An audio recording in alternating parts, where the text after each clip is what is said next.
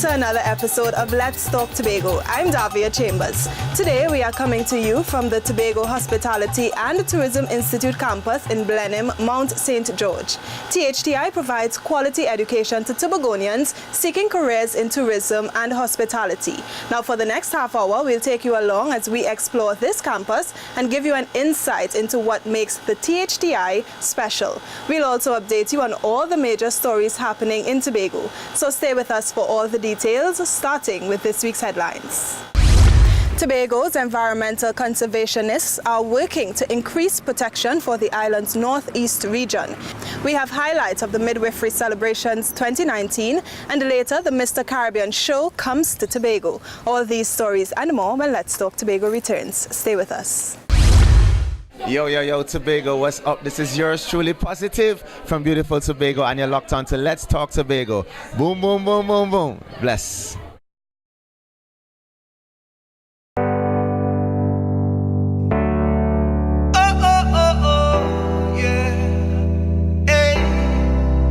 Happy times.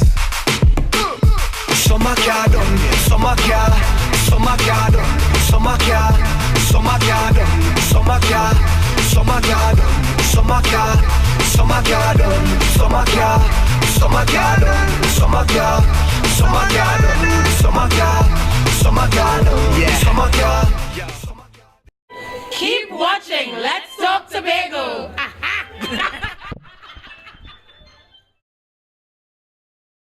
The Tobago Hospitality and Tourism Institute was founded in 1997. It was meant to meet the need for trained tourism and hospitality professionals. The Institute has since expanded its services and has a wide-ranging curriculum that offers both degree and certificate programs for local, regional, and international students. Tobago is also home to many natural wonders, and it's moving to increase protection of its natural assets through a UNESCO program. Omadara Mills explains what this initiative means for the island. Listen up. Tobago's main ridge forest reserve is the oldest protected rainforest in the Western Hemisphere. It's also famous for winning several awards and is a major eco-tourist attraction. Now, environmental stakeholders are seeking to have the rainforest and its surrounding communities, which essentially is Northeast Tobago, nominated for UNESCO's Man and the Biosphere program. The UNESCO Man and the Biosphere program, that is what we're looking for, is a program that assists the participants to manage their natural and cultural heritage and resources for the benefit of people and the environment. It means that we can use them to improve environmental conditions and economic conditions at the same time. The Tobago House of Assembly is working with several environmental NGOs. They're putting forward together a proposal for the island to take advantage of the educational, academic, scientific, and cultural benefits of UNESCO's program. Now, the possibility of this Man and the Biosphere or MAB status means that everyone has to work together and engage in more sustainable environmental practices. We have, over time, to develop changing into practices that protect our cultural and natural heritage. We have to start thinking about how much plastic are we using, how much styrofoam are we using. We have to think about what kind of chemicals are we using when we are washing our car, using it for agriculture. We have to think about, and we have talked more about environment, but what is with culture? How can we keep our festivals more authentic? Do we want everybody to drink Morbi, or do we want everybody to drink Coca-Cola at a festival? Stakeholder consultations have been held in the north and northeast communities of Castara, Palo-Tavere, Speyside, and Charlottesville. Residents shared their thoughts regarding the MAB proposal. The good thing about this is not going to stop us from hunting, but what it's going to do is going to control it. So we could manage species, we could manage population of sensitive species and so on. We need to focus a lot on the impact of people on the resources, and bearing in mind that the whole thing of livelihoods has to always still be taken into consideration. People have to live, people have to eat, and so on. But we have to try and strike a balance. Currently, there are 686 man- and the biosphere reserves in 122 countries. St. Kitts and Nevis is the only English-speaking Caribbean country that has a MABA designation. Environmentalists hope that Northeast Tobago can join that list in the near future as a result of collaborative and sustainable efforts. I am Amadara Mills for Let's Talk Tobago. THTI is the only tertiary level institution of its kind in Tobago. Here on campus, classrooms are named after indigenous cultural and historical elements like kelbe, a grassroots form of folk music usually sung by a band. We turn now from education to health, as midwives play a very key role in bringing life into this world. So, fittingly, staff at the Scarborough General Hospital took the opportunity recently to pay tribute to the yeoman service of the island's midwives. Crystal George brings us this story. Having a safe and successful birth is important for every expectant mother. Midwives play a crucial role in helping to bring new life into the world. That's why the Tobago Regional Health Authority, the TRHA, partnered with the Division of Health, Wellness and Family Development to celebrate International Day of the Midwife right here in Tobago. The theme for 2019 is Midwives, Defenders of Women's Rights. And key to this duty are empathy, friendliness, and calmness. Recently, the hospital midwives were praised for their invaluable contributions. Let me, on this occasion, pay tribute to you for the labor of love that you have been providing to some of us now and some of us then. I said a midwife is a super nurse because sometimes a midwife is sometimes not even a nurse, right? Because she goes above and beyond what a nurse does. Midwifery is a professional regulated field. Midwives focus on reducing the risk of complications during childbirth. Tobago has come a long way in this area. Midwives of the Scarborough General Hospital now act as independent practitioners. And more initiatives are planned to support the midwives' efforts to provide high-quality service. At present, this hospital is working towards being a baby-friendly hospital. We are currently working on our breastfeeding policy with our stakeholders, and this will further guide us on how to care for mothers and their babies in terms of breastfeeding. Our assessment date is tentatively in July 2019, and we are working hard to achieve this. Keita Gray, a past patient at the maternity ward, said she was afraid of giving birth after having miscarriages. She had complications, but gave birth to a healthy baby girl. She says the second journey was less stressful because of the care and the love that the midwives showed. I was surrounded by a team of dedicated, hardworking and committed midwives, doctors and nurses. And after spending 25 days at this facility, under strict care, consideration, and love, unforeseen love by these individuals who never knew me before I attended antenatal clinic. They took the time with me. The International Day of the Midwife is celebrated around the world on May 5th every year. I'm Crystal George for Let's Talk Tobago.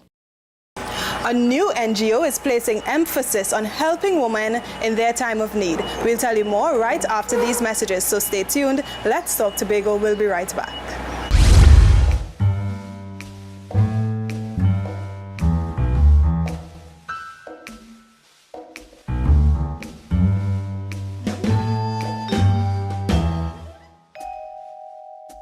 Hi, this is Kivo, and tune in to Let's Talk Tobago. If you've ever thought about being a chef, opening your own restaurant, or working in the hospitality sector, THTI can help you. It's a great starting point. Its students graduate with a strong business foundation and a solid understanding of their chosen field. And you know, speaking of starts, kindness is never overrated. It's the primary objective of a new organization called WORK, Women Organized for Real Kindness. In this next story, we'll tell you how this new body is supporting women right here in Tobago. Here's more.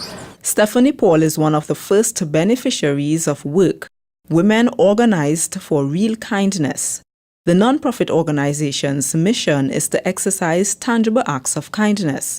In Stephanie's case, members raised funds to present Miss Paul with a new refrigerator for her home. The presentation was made during the organization's official launch.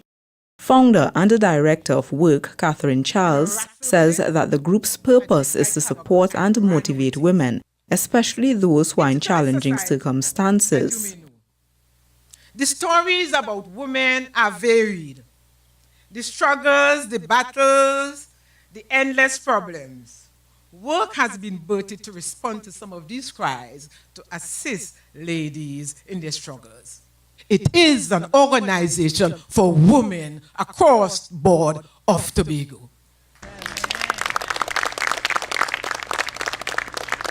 So it's for women regardless of their religion, their class, color, ethnicity, even political affiliation. WORK has been formed to inspire women to be. That is our vision. Inspiring women to be. WORK has 19 members and counting. With several meetings and a fundraiser already under its belt, the NGO's aim is to collaborate with other non-profit organizations and community-based organizations. WORK is not here to compete with other communities. We are not here to compete with other organizations. We are here, ladies and gentlemen, to assist. We are here to support. WORK intends to reach out to various communities. We have already started to identify people who can benefit from our kindness. We will continue to ensure that our members make themselves available deep and wide in the communities from which they belong. The Chief Secretary, Kelvin Charles, has endorsed the civic-minded efforts of Mrs. Charles and the other WORK members. Women organized for real kindness. You have to do things differently, creatively, imaginatively. It is business as unusual. And that has been the course that we have been taking in terms of my administration, because we all recognize that the place needs to change. The launch of WORK was held at the Chief Secretary's residence, Lowlands. Women Organized for Real Kindness already has more plans that will fulfill its mission to help women and families in meaningful ways. I'm Amadara Mills for Let's Talk Tobago. Getting enrolled at THTI is easy, and the national applicants are 100% funded by the GATE program. At present, the campus offers associate degrees in food and beverage operations, hospitality studies, culinary arts, and tourism studies. Now, 4-H clubs are alive and well in Tobago. Recently, the 4-H Tobago Council held its second induction ceremony. It's about providing more opportunities for the island's youth to lead better, more successful lives. We have more in this story. 130 students were recently inducted into 4-H clubs by the Tobago 4-H Council. It was the group's second induction ceremony on the island. 4-H is a network of youth organizations whose mission is to engage youth and help them reach their full potential. In Trinidad and Tobago, 4-H forms part of the school youth services offered by the Ministry of Agriculture and the Division of Food Production, Forestry and Fisheries. The 4-H program is designed to fashion the holistic development of our young children so that they can each be a meaningful contributor to the club, the community, the country, and the world at large. I bring into focus the deep meaning that the 4-H symbol represents: life, growth, and youth. Development in all spheres of our young ones can only assure us of a bright future. In 2017, the 4-H Tobago Council inducted 291 students. Today, there are active clubs in 24 primary schools and 4 secondary schools. The aim of the 4-H Council is to have clubs in all schools across the island to reach as many young Tobagonians as possible. I love to look at you all and see the sea of white and green. It gives me hope that there is a new beginning of planters, growers, of educated children who are coming into the sphere where agriculture is much needed. Green and white, growth and hope for our country of Trinidad and Tobago. After induction, the students will join 4-H clubs at their schools. They'll get hands-on experience in agriculture, craft making, and agro-processing. As a division, we continue to promote youth involvement in agriculture. We would like to see more agricultural activities in our schools and homes, where young people can be involved in planting the healthy foods we want everyone to eat. We encourage and support all the active 4-H clubs and extend an invitation to all other schools to get involved. The 4-H club induction was hosted at the penthouse of the Victor E. Bruce Financial Complex in Scarborough. I'm Kern De Freitas for Let's Talk Tobago. A wide variety of short courses are also offered here at THTI. They include Introduction to Cake Making, the art of pastry making, Mediterranean cooking, and bartending and mixology, just to name a few. Now it's time for another installment of our Eat Local series. This time it's all about yellow yam. Omdara Mills spoke with one farmer who cultivates this crop. She tells us why he's an advocate for wider production of yellow yam. Here's more. Owen Dillon, a Goldsboro farmer, planted about 1,000 hurls of yellow yam on this hillside. Within 9 months, the fleshy, bright yellow mature tubers were ready for harvest. On this particular morning, Mr. Dillon and his team harvested about 200 pounds of yellow yam, and at $18 per pound, there's a profit of $3,600. Mr. Dillon says that the hard work pays off with this crop. Well, I would have traveled to Jamaica a few years ago, and I saw a truckload of yellow yams, and I was really inspired when I saw this truck full with yellow yams. So I inquired more of yellow yams, what it takes to cultivate it, what was the profit margin, and I realized the inputs were very low, the returns were great, so I decided to invest into yellow yams. So I got some plants out of St. Vincent, I got some out of Grenada, bought some yams locally and multiplied them in series, and I'm able to plant the amount of yams I'm planting now. This variety of yellow yam is planted before the rainy season, no later than May. It grows best in hilly areas. The vines are propped up with long sticks. Land preparation, planting, and harvesting are labor-intensive, but the high demand from seniors and African immigrants make the cultivation of this crop worthwhile.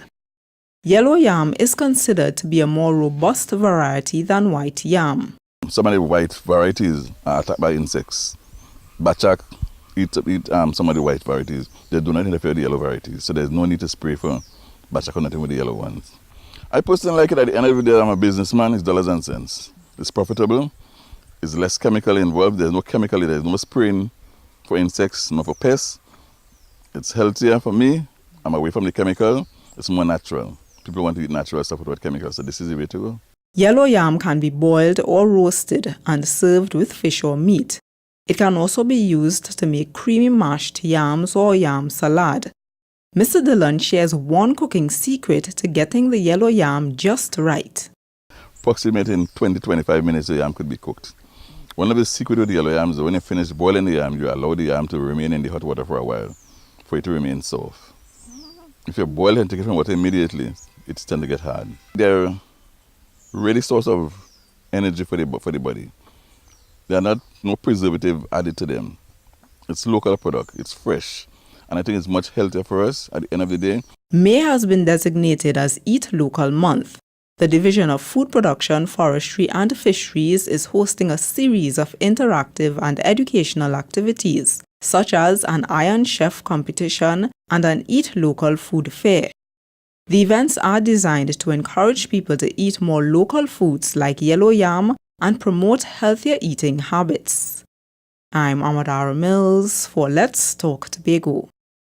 It's time for us to take a break, but when we return, we tell you about the Bodyguard Company. That's up next. Stay with us. We'll be right back.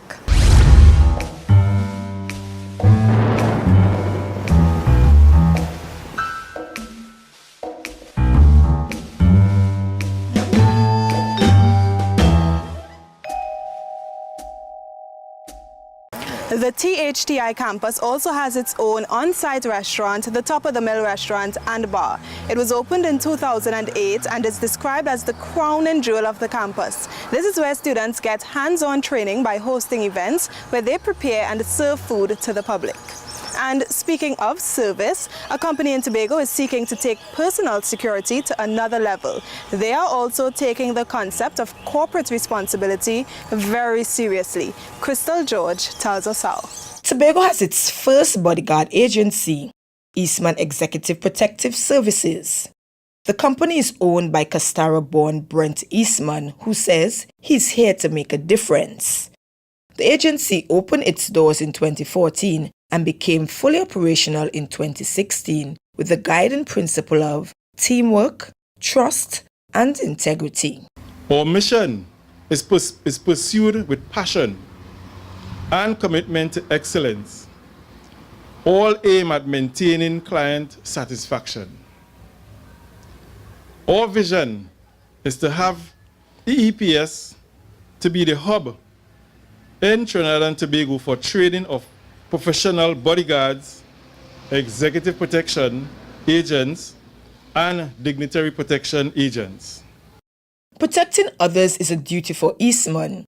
He was a member of the cadet force in secondary school. Eventually, he got a job with a security company, then later was accepted to the Trinidad and Tobago Defense Force Reserves. Those experiences fueled him to educate himself on the protective services abroad. Now, he's here to help where necessary. Most people, we look at, just personal protection, right? We have the relevant authorities that really deal with crime. Our job is just basically to assist in whatever way that we could to make things safer for our persons here in Trinidad and Tobago. He's even giving back in a practical way. Coming soon from EEPS, at least once in every 3 months, we will provide executive transportation to at least 2 elderly homes that are deemed as having problems with transportation on the island to have their pension checks changed and return home safely. Eastman Executive and Protective Services is located in Signal Hill at the Micro Enterprise Center. I'm Crystal George for Let's Talk Tobago. At THTI, student learning and progression is paramount. There's a strong support system through the Student Council and the Student Services Department. The campus is also hoping to add on-campus student living by 2020 to accommodate regional and international students. Now, when you think pageant, it's usually women contestants that spring to mind. But up next, the island is set to host an event where men showcase their talents and positivity. Here's this story. 9 contestants will be vying to be crowned Mr. Caribbean 2019 at the Shaw Park complex on June 1st. The competition will be hosted in Tobago for the first time since being founded in 2014 in Dominica. As it relates to avenues that showcase the tremendous amount of talent that abounds within young men in comparison to the plethora of opportunities that exist for their female counterparts to express themselves, boost their confidence and self-esteem, and advance their education. In Dominica alone, there was Miss Princess Show, Miss Teen, Miss Dominica, Miss Pleasantly Plump, Miss West Coast, Miss Marigot, Miss East Coast, Miss South Coast, Miss Wob Duet, Madam Wob Duet, every possible show that you could think of targeting women. The competition is supported by the Division of Tourism, Culture and Transportation. It gives men between the ages of 18 and 45 a platform to highlight positive male attributes and talents. I feel very honored to be a contestant in this year's Mr. Caribbean competition because it not only puts Tobago on the map, but allows me to represent the island as an ambassador and a role model to young men in society. Contestants will compete in magnificent wear, costume, talent, swimwear, formal wear, and interview segments. Before the actual show, they'll all experience Destination Tobago through an island tour on May 21st. Tickets are on sale for $150 and $200 VIP. They can be purchased at Mount Irving Bay Resort or Bourgeois at Port Mall, Scarborough. And it's now time to have Your Say, the segment of our program where we hear from you, the viewers. Let's take a look at who had their say this week with Marlon Gotsleben. No one can ask the question. What the question? The name is A. He's only spelling things. That's a quick question, nothing. That's not, hold on. I'm waiting for the money for the question now. Thank you very much, Miss Chambers. M is for the million things she gave me. O is only that she's growing old. T is for the tears she shed to bear me. Okay, we all know the rest, and that spells mother. Now, the question we're asking this week is, what are your plans, or what are you planning to do to celebrate your mother on this upcoming Mother's Day? This is what you said. I don't need one particular day to celebrate my mother. I celebrate her every day. Every day on Mother's Day. She deserves the best, right? And I personally, I will go all out to get the best for my mother for Mother's Day. I'm gonna have first thing first a photo shoot with my mother, and then we're gonna go to the spa. She's a very sentimental type of person, so I hopefully with the help of my siblings will do a beautiful family portrait for her. By giving she a good gift and carrying she out for the day. Give her a surprise to go out. I was planning to buy a big teddy bear for her. Anything my children do for me on Mother's Day, I do accept. There are times when they take me out to breakfast, time when they prepare it themselves, time when they give me gifts.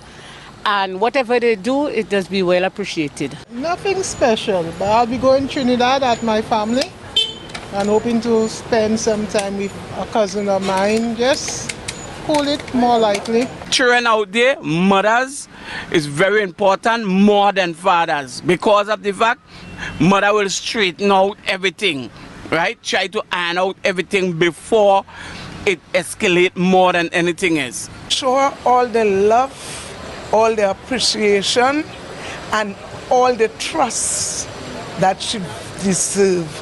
Because a mother love is very precious. We only know how good a mother is when she's gone. The name is A. He's only spelling things. That's a quick question, nothing. That's not, hold on. I'm waiting for the money for the question now. We close yet another edition of Let's Talk Tobago, and as always, we thank you for watching. Please email us with your comments or queries about the program, and be sure to visit our website, like our Office of the Chief Secretary Facebook page, follow us on Instagram and Twitter, and subscribe to our YouTube channel. Now, for more information about the programs offered at THTI, you can contact 660-2196 or visit their website at www.thti.edu.tt. From our house to yours, I'm Davia Chambers, along with the Department of Information, Office of the Chief Secretary, Tobago House of Assembly, wishing you a safe and very productive week. We close with a montage of the Mother's Day High Tea hosted right here at THTI. Do enjoy. Yeah, so royal, and I need her in my life. I never knew anyone so one of a kind until the night that I see your eyes.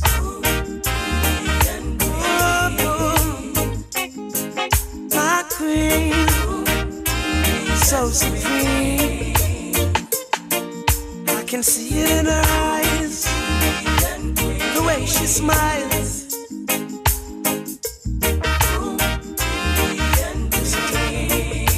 Hey, yes I and I